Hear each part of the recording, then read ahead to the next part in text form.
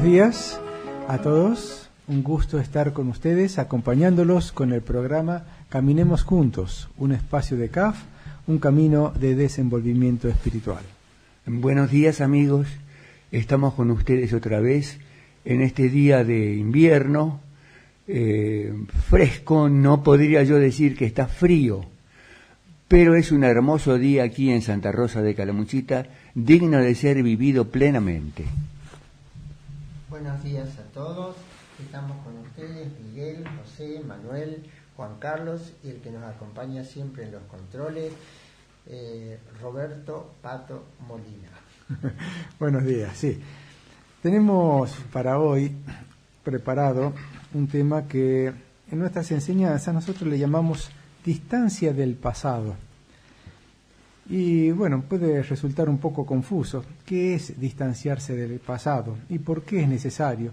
¿Por qué nosotros y varios caminos espirituales también hacen una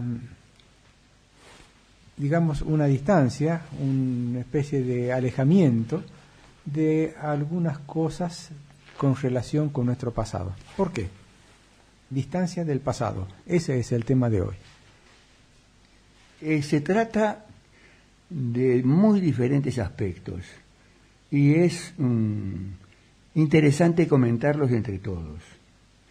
En el pasado tal vez hemos cometido errores, seguramente. ¿Quién no se equivoca alguna vez? Esos errores, tenerlos en cuenta para no repetirlos, no para asustarse de haberlo cometido, porque la vida, como experiencia, nos pide que vivamos y que afrontemos las circunstancias. El aspecto esencial de la pregunta que hacía José es la siguiente. El pasado sirve, como decía Juan Carlos, para no repetir errores, pero nosotros tenemos que quitarle el manto de las emociones, ya sea de dolor, de tristeza, de rabia, de sufrimiento, ¿no es cierto? Porque esa carga emotiva, cuando se trae al presente, rememora de nuevo toda una situación que ya está muerta, pero lo que no está muerto es la experiencia que yo obtuve de ella. Entonces, tomar distancia del pasado, en realidad, estamos hablando de tomar distancia de todos los aspectos emotivos, ¿no es cierto?, y sensaciones que nos produjeron en su oportunidad, para que quede lisa y llanamente la experiencia. Al tener solamente la experiencia, podemos entonces tomar mejores decisiones. Por eso no es distancia del pasado, no es perder la memoria, no recordar los hechos, olvidarlos, tener amnesia, sino tener la riqueza de la experiencia para poder crecer, para poder tomar las decisiones correctas en el presente, y también porque así se es más libre. Nos contaba una vez un amigo nuestro que una persona se había peleado con otra y habían pasado muchos años de ese distanciamiento. Habían pasado muchas cosas entre medio y no se podían ver, ni hablar, ni conversar, ni entenderse. Y resulta que en ese pasado, en ese hecho, habían cargado una emoción, un disgusto, uno contra otro, que los alejó, que los distanció, siendo hermanos ellos. Y al mantener ese sentimiento, mantuvieron esa distancia, a tal punto que después que pasaron los años, ninguno de los dos recordaba cuál era el motivo del distanciamiento, cuál era el motivo de la pelea, cuál fue el motivo del disgusto. Quiere decir que habían olvidado el motivo, pero habían mantenido la emoción o el sentimiento, la adversión que provoca el distanciamiento humano. Distancia del pasado tendría que haber sido al revés. Saber cuál es el motivo que nos disgustó o que nos hizo tropezar en la vida y dejar en un momento dado ya las emociones para rescatar la experiencia y poder seguir creciendo como seres humanos. Cada vez que recordamos volvemos a grabar más y más, con más intensidad. Después está en nuestro interior esa experiencia impresa, de manera que cuando queremos vivir otra experiencia se interfiere con ella, se obstaculiza, porque está grabada por esa falta de control en el presente.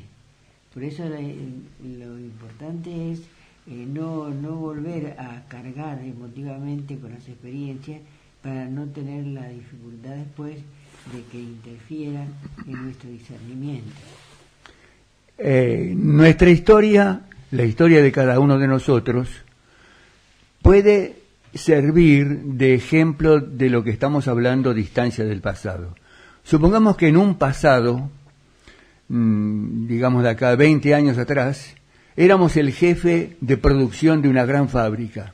Después, las circunstancias de la vida nos llevaron a otra ciudad, tuvimos que dejar ese trabajo, y ahora, después de 20 años, me acuerdo, cuando yo era el jefe de producción y el gerente me decía, y el dueño de la fábrica, los dueños, me consultaban, qué época esa, qué lindo que era eso. Pero eso ya pasó.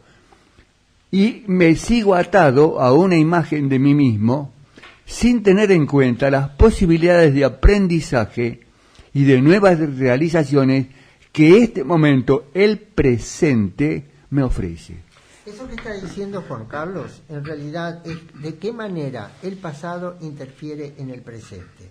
Porque en vez de pensar en lo hermoso que fue el pasado y no en lo molesto o problemático que es lo actual, yo podría dedicar ese tiempo, en vez de la interferencia del pasado, a ver cuál es la mejor forma de solucionar la situación que estoy atravesando. Y hay otra cosa, hay una relación entre el pasado y la edad.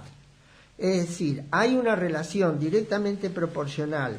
Cuando más viejo, más atrás pensamos. Y cada vez que somos con más edad, menos pensamos en el presente y menos pensamos en el futuro. Entonces vivimos fuera de la realidad. Eso tenemos que tenerlo en cuenta, cualquiera sea la edad que tengamos. Sí, claro, Manuel. Sobre todo los jubilados. Cuando la persona se jubila, yo me incluyo, soy un jubilado y aquí creo que hay varios que me están acompañando.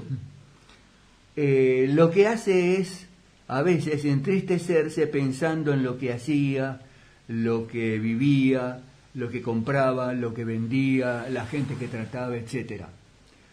Pero bueno, esa etapa de la vida ya nos dejó la experiencia. Ahora, ¿qué puedo aprender? Hay lugares, acá en Santa Rosa existe la Asociación de Jubilados, que le brinda a los jubilados posibilidades de nuevos aprendizajes. ¿Por qué no aprender un nuevo idioma? Por ejemplo, si ¿por qué no hacer judo? ¿Por qué no hacer karate? ¿Por qué no hacer danza? Ajedrez. Ajedrez. Que son juegos que estimulan la mente y la inteligencia. Claro que sí. Todo eso es posible hacerlo. Pero hay que quitarse la mochila del pasado de la espalda y dejarla para poder caminar con libertad. Hay también un aspecto del pasado, que es cuando también tenemos emociones placenteras, tenemos experiencias sublimes, tenemos un momento gratificante. La distancia del pasado allí, ¿cuál es? También tenemos que hacer un distanciamiento, porque normalmente como seres humanos tendemos a repetir las experiencias o a quedarnos en la satisfacción que tuvimos. Si tuvimos algún hecho exitoso que nos dio placer, a veces pasa que la mente sigue repitiendo la situación para revivir lo que había sentido en ese momento. Por ejemplo, si hemos estado en un concierto, hemos estado viendo una película, hemos tenido una conversación, hemos superado un examen donde tuvimos gran satisfacción, después volvemos como a recordar paso a paso esos hechos como para revivirlos constantemente. No está mal que los recordemos. El hecho es cuando hacemos de eso una reiteración de la experiencia queriendo volver a vivirla y no estamos viviendo el presente. Estamos repitiendo el pasado. Otra forma de tener el pasado en el presente es cuando justificamos las situaciones. Por ejemplo, decir, ¿por qué siempre esa agresividad? ¿Por qué esa forma de relacionarse de una manera tan autoritaria y agresiva? Y uno dice, bueno, lo que pasa es que a mí me formaron así. En realidad a uno no lo forman de una determinada manera. Uno, cuando tiene conciencia y libertad de sí mismo, decide cuál es la manera o la actitud que tiene que tener ante la vida. Entonces es como si, como a mí me educaron de una determinada manera, yo tengo emociones, tengo reacciones, tengo juicios, tengo culpas, tengo, es decir, todo lo anecdótico metido adentro, y mi actitud en el presente es el reflejo de ese pasado. Fíjense de qué manera una actitud del presente, una actitud, un temperamento o un carácter, mejor dicho, es decir, agresivo, puede ser el resultado de las circunstancias de la vida, simplemente porque no la hemos traído al presente, objetivado y descargar toda la carga negativa que pudo haber tenido ese pasado.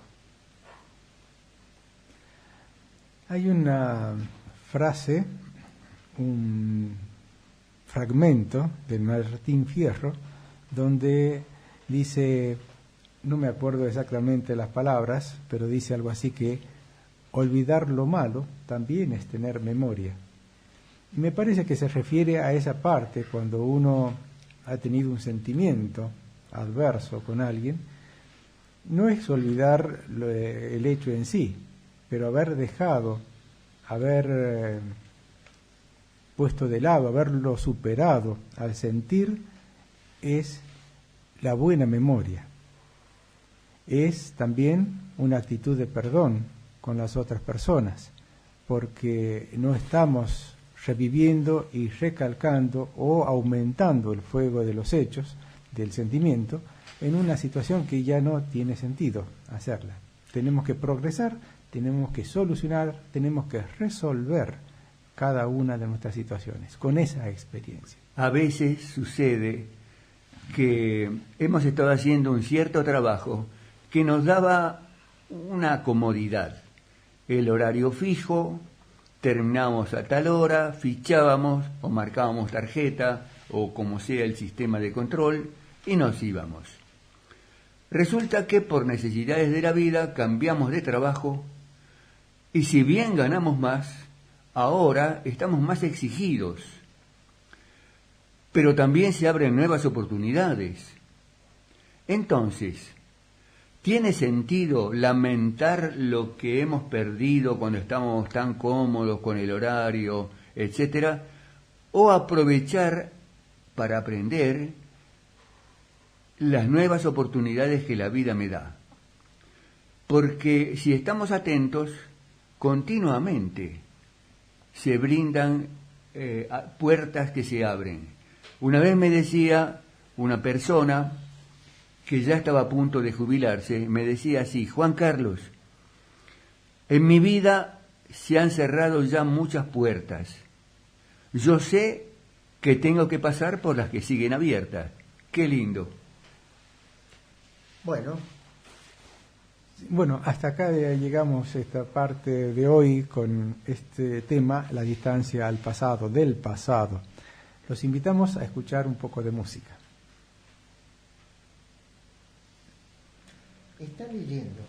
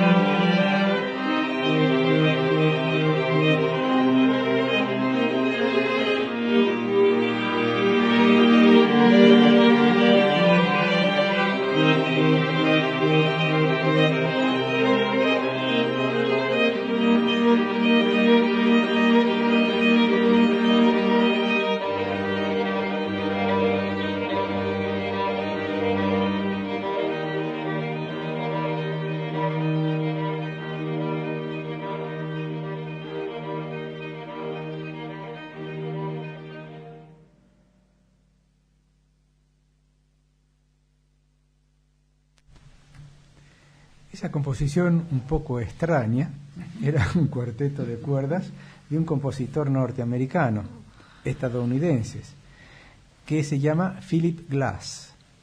Es porque este compositor, nacido en 1937, vive aún, 81 años, es un compositor que primero comenzó con un sistema tradicional dentro de la música contemporánea, alumno de Darius Milhaud en Francia. En 1962 o 63, creo, hizo un viaje a Oriente, hacia el norte de la India, por asuntos religiosos, pero allí conoció la música oriental, se empapó de las escalas y los modos orientales, y eso, sumado a los ritmos que descubrió, lo incorporó en un nuevo estilo que comenzó a partir de su regreso a Occidente.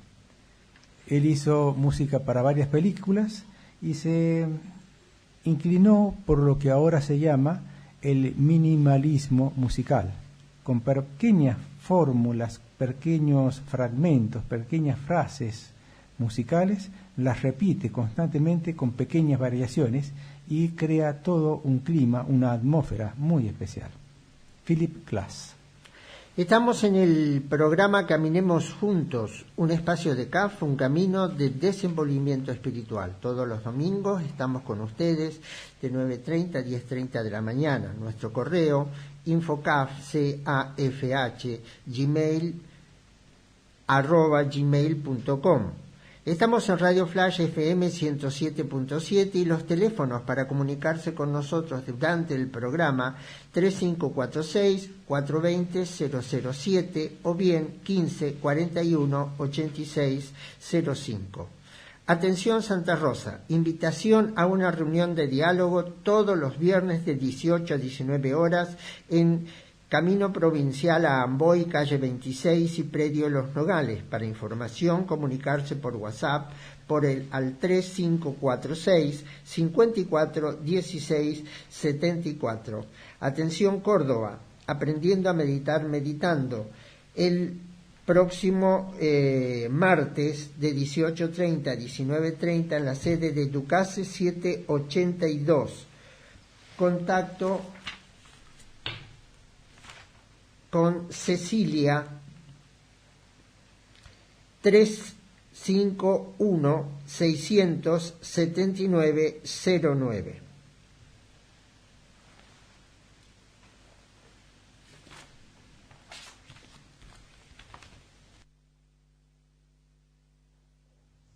Continuamos en el programa Caminemos Juntos, el espacio de CAF, un camino de desenvolvimiento espiritual.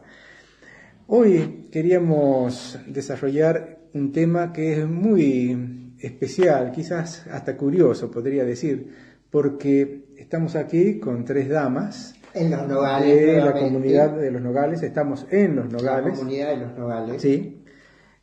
María Alicia, Carmen Gloria y Laura. Son damas que están en la comunidad hace mucho tiempo o con mucha experiencia. Y nos gustaría conversar un poquito acerca de eso, de toda esa vivencia que han tenido en todos estos años. Usted expresó damas, entonces expliquemos cuál es el sentido. Yo le voy a saludar primero, buen día. Buen día, buen día, buen día. Sí, no, damas porque es una comunidad femenina también. ¿Cómo se produce la necesidad de ingresar a una comunidad de CAF? No es común, sabemos. Por eso quiero hacer esta pregunta para que la audiencia interprete, sepa, conozca un poco ¿Qué es lo que ¿Cuáles son las sucede? ¿Qué es lo que inquietudes? sucede interiormente en una mujer que en un determinado momento de la vida decide, no, yo quiero la vida en comunidad, no la vida normal en sociedad? ¿Cómo es? ¿Difícil la pregunta? No, creo que no. Considero que me he percibido siempre, desde los 15 años por lo menos, de una manera activa y operativa, como una persona, como un ser humano que quería explorar, indagar, como una buscadora del sentido de la vida. Así que desde los 15 años tengo experiencias en el orden de búsquedas. En su caso, ¿ayuda también el ambiente familiar? La familia? Totalmente. Puedo decir que en mi familia eran buscadores, indagadores, exploradores de la vida también. Y no se conformaban. Claro, bueno, eso es lo interesante. Y Claro. después, ¿qué sucede? A los 15 años empieza como Sí. a despertarse esa Sí, inquietud. y yo lo veo por el lado del social, del servicio social, ¿no? Ah. Pero después, a los 21 años o casi 22 años, encuentro a CAF, un camino de desenvolvimiento espiritual que realmente responde a muchas de mis inquietudes. Sí. Y Eso- yo tomo el camino de CAF, pero a los 26 tengo otro desafío. Perdón, ¿eso en qué lugar era? Queremos En aclarar. Buenos Aires. En Buenos Aires. Sí, en la ciudad de Buenos Aires. Ajá. ¿Y a los 26 entonces? A los 26 a mí se me presenta muy clara el desafío, La opción. la opción, se me presenta muy clara. O seguir haciendo experiencias en el campo de lo social y de lo educativo, que era la carrera que yo había seguido, por donde se me orientaba, yo la iba orientando, la carrera que había elegido y terminado Sí. a los 26 años, o la opción por la vida de comunidad. ¿Qué idea tenía usted en ese momento de lo que era la vida de comunidad? Mire, yo siempre vi la comunidad como un paradigma colaborativo, o sea, personas que se reúnen para hacer una vida en común y dentro del aspecto participativo y colaborativo. También un ingrediente que es muy importante era el silencio, el recogimiento, la oración, todo lo que es vida interior. Sí. Que en una vida así de recogimiento es más posible de realizar, favorece, es favorable a este tipo de vida, sí. este tipo de vida. Sí. Entonces yo veía esas dos cosas, la convivencia con otras personas, donde hay muchos aspectos de ofrenda, de servicio, de amor fraternal, de compartir los bienes. Todo.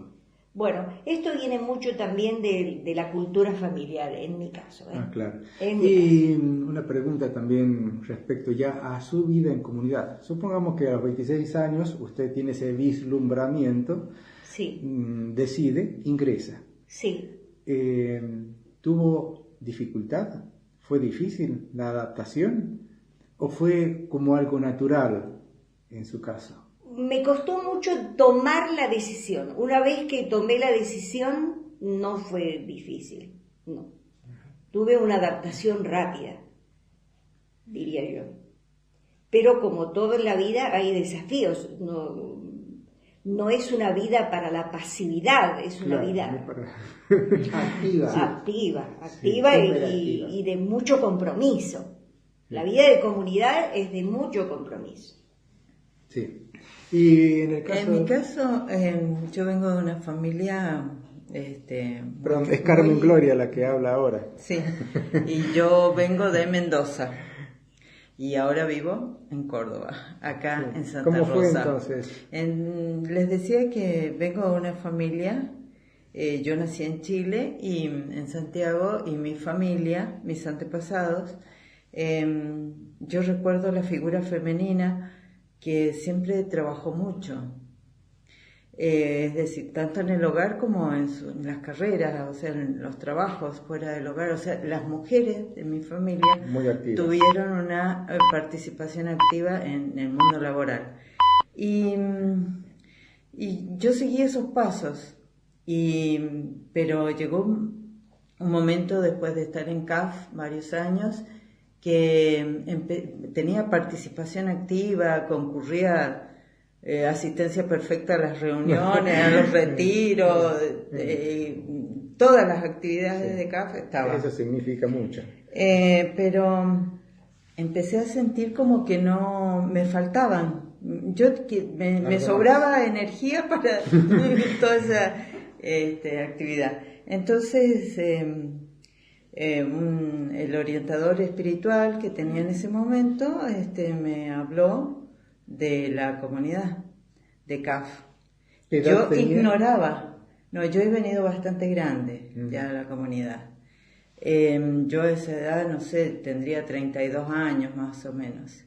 Cuando me hablan de la vida de comunidad como una propuesta, o sea, me mencionan que existía esta modalidad de vida.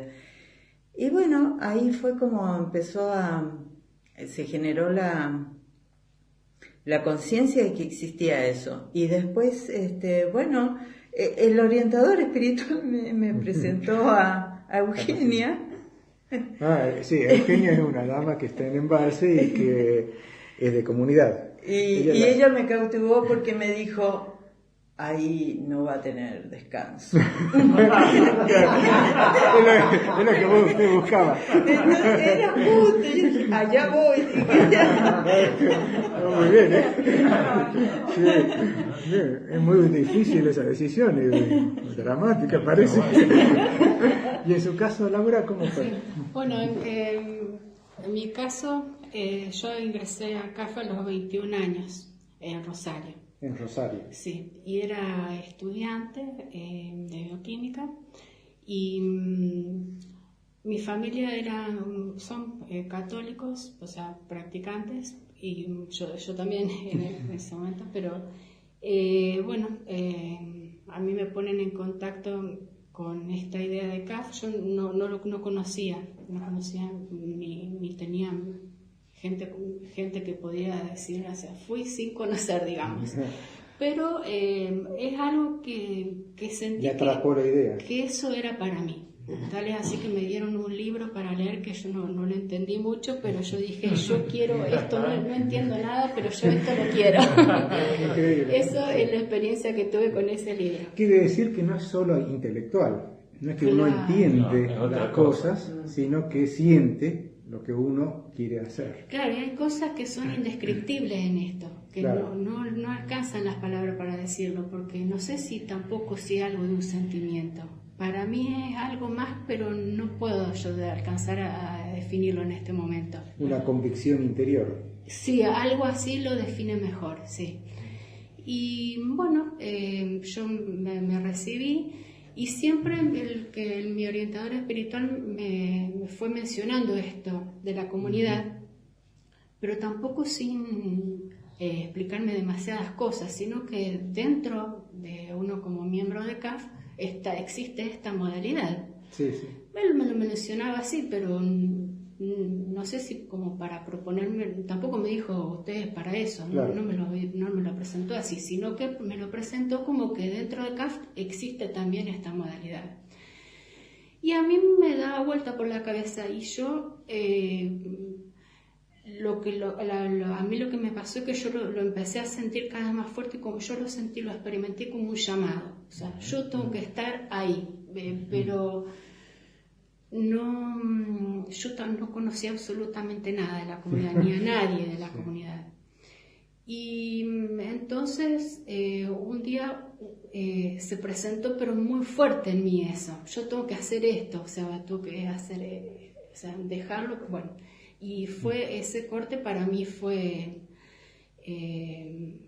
duro, desgarrador, sí, porque yo tenía vínculos muy fuertes con amigos, yo no me llevaba mal con mis amigos, no tenía problemas con mis familiares, o sea, había mucho cariño. Pero era una separación, en cierto sentido. Un corte, claro. Un corte, por lo menos. Es un corte. Corte externo. Qué importante es lo que nos está diciendo, porque queda claro que no se estaba escapando de malas relaciones ni de problemas. No, claro, no. Es importante. Sí. No. Y bueno, entonces dije, tengo que hacer esto, y armé la valija. Y bueno, decírselo a mi familia fue muy duro para ellos. O sea, uno cuando toma la determinación de hacer algo así, uno piensa en uno mismo, pero yo me di cuenta, en el momento que se los dije, que también hay que pensar en los demás, ¿no es cierto? Sí. Bueno, después cuando yo me vine y dije, me voy, porque si sigo explicando las cosas, una firme determinación hay que tener para hacer una cosa así. Y me vine. Y una vez que vine acá, las cosas fueron evolucionando, porque con respecto a mi familia, que yo tenía el vínculo tan fuerte, que para uno es los que toman la determinación, pero ellos también entran en este proceso, sobre todo los padres, que es el vínculo más fuerte. Y bueno, entonces el primer año no tenemos contacto con los familiares, lo cual me parece muy sabio eso, porque uno, como ya se trata... Claro, ese distanciamiento le ayuda a la persona que vino para acá. A sentarse. Claro. Yo lo veo muy positivo eso, aunque en un primer momento uno no lo comprende, pero ahora que pasaron 18 años que yo estoy acá, veo que es muy sabio eso. Y mi familia, ese año que no me pudo ver, ellos también fueron madurando esto. O sea, hicimos un proceso conjunto, me doy cuenta ahora que pasó el tiempo. Porque ellos en la primera visita que hicieron conocieron a mis compañeras y se dieron cuenta, no, esto es bueno, vos estás muy bien acá. Me vieron bien a mí, vieron el ambiente en el que estaba, y después en visitas posteriores lo fueron confirmando. Entonces esa relación fue más aliviadora para mí, porque yo ver que ellos estaban bien. Y gratificante para ellos. Claro, mi padre, que ahora ya murió, pero él me lo dijo, de mis hijas es la que mejor está. Me lo dijo mi padre antes de morirse. Porque él me conocía el antes y el después. Dice, se ve como un contraste lo tuyo. Y eso que, o sea, acá sabemos que no son todas rosas, uno pasa dificultades, pero eso, a mí todo lo que he vivido, y o sea, lo mío yo veo que es como un descubrir esto de la vocación, es un descubrimiento, porque yo no puedo decir que yo desde chica la tenía, nunca, porque no, yo lo fui descubriendo y lo estoy confirmando, digamos, la vida me lleva a eso. Lo que a mí me ha ayudado mucho en este descubrimiento es la fuerte vida de oración que se hace en las comunidades. Es un sostén. Sí, o sea, es el alimento, es el sostén, o sea, en mi caso particular yo descubrí todo lo que estoy descubriendo de mi vida gracias a la oración. Y en este ámbito... Es más, me parece a mí, a lo mejor me estoy equivocando porque no desconozco los otros tipos de vida, pero es el ámbito, está preparado todo. Está adecuado. Está adecuado para que se haga eso, es el marco adecuado. Y es el encuentro con uno mismo, porque uno está acá no porque está quiere, no estoy porque mis padres me dijeron, no estoy porque el orientador espiritual me dijo que venga. Uno está porque uno quiere y se queda porque uno quiere. Y entonces yo veo que están todas las condiciones dadas para el encuentro con uno mismo. O sea, el encuentro con uno mismo me parece que acá se da el conocimiento. Sí, claro. Bueno, yo quisiera terminar, quizás redondeando esta entrevista, el gran valor que tiene para mí lo que ustedes acaban de decir, porque no es un cuento, no es algo que uno leyó, no es algo que alguien le dijo, sino que es la vivencia dice llana, profunda y, digamos así, densa de toda la vida que han tenido. Así que, por mi parte, está muy satisfecha la entrevista por todo lo que nos han dicho. Espero que a los oyentes también les llegue esta vivencia. Muchas gracias. Gracias. Muchas gracias. No, y me parece bueno, porque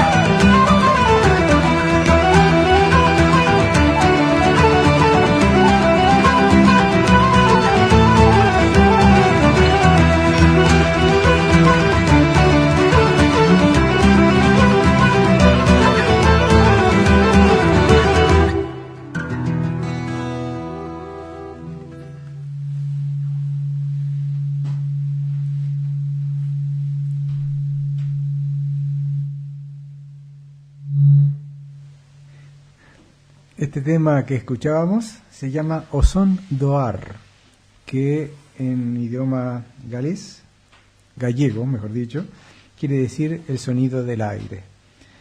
El conjunto Luar na Lubre, también un conjunto de Galicia, de La Coruña, compuesto por flauta, gaita, percusión, violín, en este caso solamente instrumental. El tema O Son Doar fue compuesto por Vieito Romero y queremos hacer mención que lo elegimos porque tiene que ver con el aire, con el levantar vuelo, tanto en la vida espiritual como en lo que vamos a hablar ahora. Sí, justamente. Vamos a hablar de los hermanos Ray, pero antes Manuel quiere darles una noticia. No, simplemente anunciar que estamos en el programa Caminemos Juntos, un espacio de CAF, un camino de desenvolvimiento espiritual, todos los domingos de 9:30 a 10:30 de la mañana. Por Radio Flash FM 107.7, teléfonos para comunicarse con nosotros durante el programa 03546 420 007 15 41 86 05.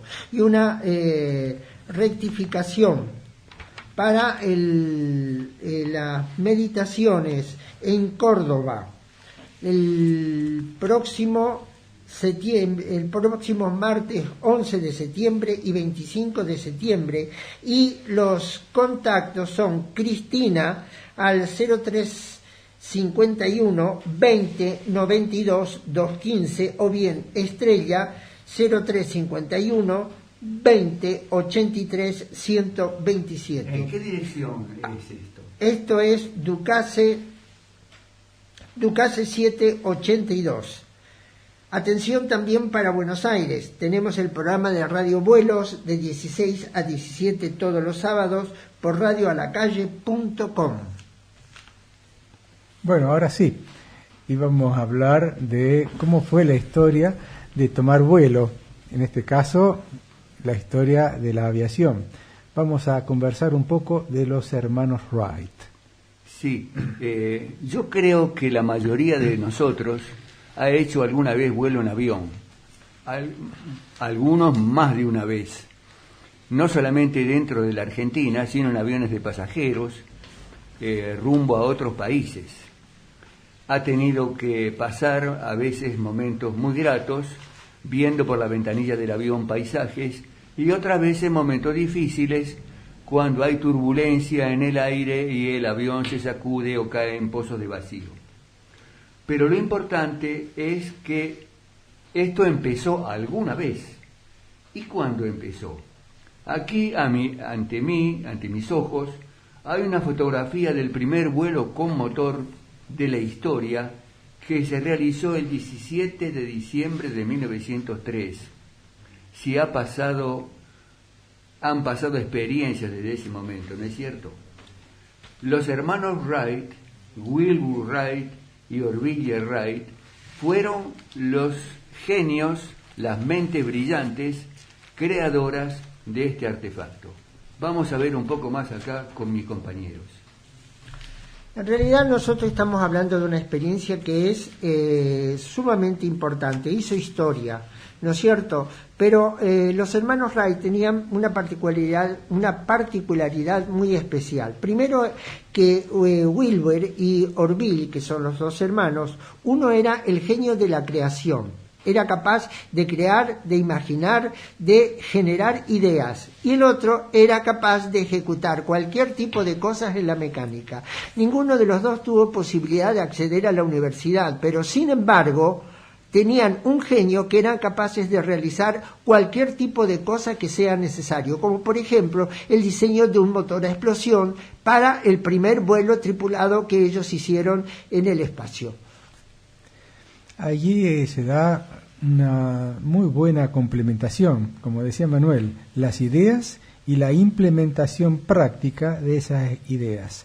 Aparte de que la complementación intelectual era excelente, también la complementación humana entre los hermanos también era excelente. Si bien había discusiones, había debates, había distintas ideas que analizar, se enriquecía, crecía, construían en base a lo que se iba planteando. Hay algo también interesante, que ellos empezaron con un taller de bicicletas, empezaron a arreglar bicicletas, después empezaron a fabricar bicicletas, pero era tanta la imaginación y la ambición quizás de superarse, que empezaron a observar el vuelo de los pájaros para poder después hacer una asociación y una construcción para poder imitar el vuelo de las aves, pero con la mecánica. Fíjese que desde la escuela primaria, uno de ellos, no me acuerdo cuál de los dos, le dijo a la maestra: alguna vez nosotros vamos a volar, cuando en realidad el vuelo de un artefacto más pesado que el aire era totalmente imposible. Sí. En la tradición mitológica se habla de Ícaro, un personaje que le sacó las alas a un pájaro grande, se las pegó con cera y comenzó a elevarse en el aire. Pero cuando salió el sol, la cera se fundió e Ícaro cayó al suelo y se mató. Esto no fue lo que sucedió con los hermanos Wright. No, esa primera experiencia, esos primeros experimentos que hacen los hermanos Wright son realmente fantásticos y aleccionadores, porque ponen en evidencia algo que en la tradición decía que no se podía realizar. Pero después pasan cosas. Después de algunos experimentos, aparece un señor que se llama Glenn Curtis, de otra ciudad de Norteamérica, quien también fabricaba bicicletas y además excelentes motores. Le ponía para motos y se las incorporaba a las bicicletas también. Era un excelente fabricante de motores a explosión. Él les escribe a los hermanos Wright ofreciéndoles buenos motores para perfeccionar los diseños que tienen de los aviones. ¿Y qué pasa? Los hermanos Wright rechazan ese ofrecimiento. Ellos temen que otro les saque ventaja con su descubrimiento y se aproveche de las invenciones que ellos tienen. Ese fue el principio del drama. ¿Por qué? Porque se ganaron el más acérrimo enemigo que tuvieron a partir de ese momento. ¿Y qué es lo que pasó? Que después de haber hecho el primer vuelo tripulado, que era, creo que alcanzaron 32 metros, 36 metros, ¿no es cierto? Despegando y aterrizando normalmente. Luego que empezaron este competidor, Glenn Curtis, que comenzó a fabricar aviones, hizo también un prototipo y ellos presentaron una demanda, ¿no es cierto? Porque habían registrado, patentado, es decir, el primer vuelo que se había hecho, no solo con alas móviles que permitían la estabilidad del aparato y a su vez girar y tener control sobre el aparato, sino también motorizado y con propia propulsión para el despegue, porque antes, hasta ese momento, los... con catapulta era. Los planeadores sí, que ellos fabricaban anteriormente los impulsaban con catapulta. ¿No es cierto? El problema es que ellos, cuando hicieron la patente, registraron el invento, lo hicieron casi absoluto para ellos. Nadie más podía imitar nada. Y este señor Glenn Curtis empezó a hacer modificaciones de la idea original de los hermanos Wright y empezó un conflicto por quién, si podían o no podía hacer inventos sobre las ideas de los otros. Entonces el conflicto no fue un enemigo acérrimo, sino más bien fue un competidor acérrimo. Esa Es realidad. Sí. Después hubo un segundo intento de Glenn Curtis de ofrecerle la posibilidad de aliarse, de trabajar juntos y fabricar juntos aviones y hacer realmente también una buena empresa, una próspera empresa. Y allí uno de los hermanos, Orville, también se niega a hacerlo en conjunto. ¿Cuál es la diferencia fundamental que establecieron entre la técnica que establecen los hermanos Wright y lo que establece Curtiss? Que los hermanos Wright, para maniobrar el avión, torsionaban las alas de ambos, el alabeo, producían por primera vez el concepto de alabeo, que es la torsión de las alas para poder maniobrar el avión, mantener el equilibrio, la estabilidad, la nivelación y a su vez poder girar. Y en cambio, la innovación que hace Glenn Curtiss, que incluso hasta la actualidad sigue vigente, es el uso de alerones, claro. Es decir, alas pequeñas que penden de las grandes alas y que el manipuleo de ambas permiten que la maniobrabilidad sea mucho más efectiva. Pero aún así ellos vuelven a presentar demanda y después de muchísimos años, prácticamente perdiendo toda su fortuna, consiguen que le concedan el derecho de que a ellos, para cualquiera que tenga que producir aviones, tenga que pagar una regalía considerable. Creo que era alrededor del 20%. El problema legal que se establece entre los dos consume tanta energía y tanto dinero que hace perder muchísimo potencial en varios años, que podrían haber aprovechado uno y otros en crecer realmente para bien de la humanidad. Tanto es el problema que Wilbur Wright muere a los 45 años, quizás estresados, quizás sumamente nervioso. Prácticamente era por consecuencia de toda la situación el estrés que vivía. Claro, exactamente. Claro. Y el otro señor, Orville Wright, posterior a unos años más, se retira de la fabricación. Vende la... Claro, y se retira de la fabricación. ¿Y cuál Comenzada la Primera Guerra Mundial, y después con el ingreso de Estados Unidos al conflicto, el gobierno intenta hacer aviones combinando las ideas de Curtiss y de los hermanos Wright. Cambia un poco las patentes, le hace unos ofrecimientos a los inventores. Es una imposición prácticamente. Sí, es una imposición porque Norteamérica tiene que empezar a fabricar aviones para la guerra. Porque ya los alemanes la estaban produciendo en gran escala. Y entonces sucede lo siguiente. Más allá de lo que querían Curtiss y Wright, el gobierno, posterior a la guerra, empieza a fabricar aviones con la firma Curtiss-Wright. Lo que no pudieron hacer en vida los hermanos Wright y Glenn Curtiss, se hizo en muerte naturalmente. Se fusionaron las empresas para producir mejores y grandes aviones. Me gustaría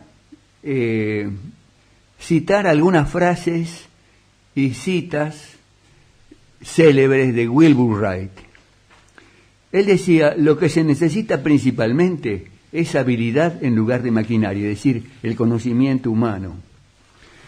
Los hombres llegan a ser sabios, así como ricos, más por lo que guardan como conocimiento que por lo que reciben.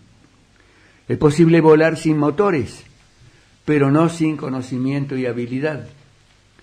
Esto es algo afortunado para el hombre, a causa de su mayor intelecto, y es razonable la esperanza de igualar a los pájaros y superarlos en la capacidad de vuelo, pero nunca vamos a poder igualar a la naturaleza en la perfección múltiple de sus diversos aspectos.